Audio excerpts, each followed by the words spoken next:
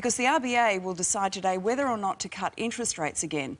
They're already at an all-time low and the property market is hot in many areas.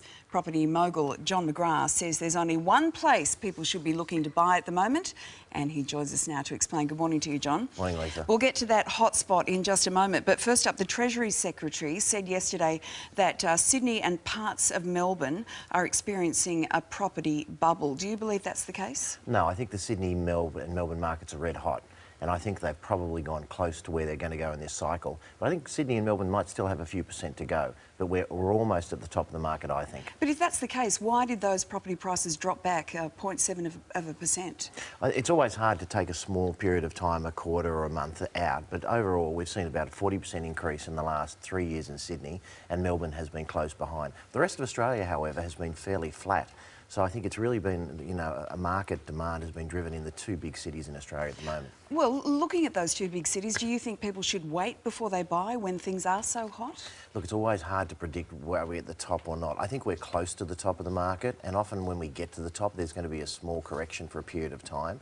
But having said that, there were people that have been waiting out of the market for the last 12 months, and some of them have actually found the market's gone forward another 10 or 15%. Well, these are these figures here. I mean, Brisbane down 2.7%, Melbourne 1.7%. There's a lot of downward arrows there. Yeah, look, I think we'll have to look at it over a quarter or even a 6-month period, because sometimes you'll get, an amount of activity in a certain price range that can bring the median price down or send it up a little bit. But overall, we've had a very strong market in the two big cities. But the rest of Australia is a very different market, so it's really Australia has two markets at the moment, Sydney, Melbourne and the rest. All right, you promised us a spot in Australia where you think it is still a really good time to buy. Where is that? I think southeast Queensland, what we call the Golden Triangle, which is really from the Gold Coast across to Toowoomba, up to the Sunshine Coast, and of course includes Brisbane. Southeast Queensland was hit very hard during the GFC. They lost a lot of tourism. They really impacted the floods in Brisbane and so forth. I think that's the market. I mean, you can buy a house on the canal front in the Gold Coast for about $600,000 or $700,000 still, and in Sydney you're paying $700,000 to $800,000 for a one-bedroom unit. So the value gap's too large. So I think over the next couple of years we'll start seeing southeast Queensland as being the stellar performer.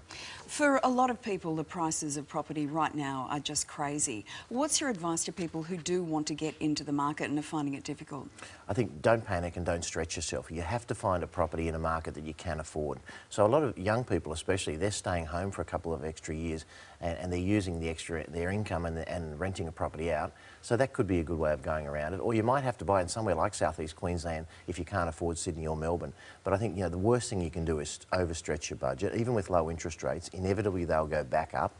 Perhaps not for a couple of years, but that will happen. So you just don't want to make your life a misery by paying more than you can afford. OK, John McGrath, you'd be a man with a smile on his face at the moment. Thanks, Lisa. Thank you very much.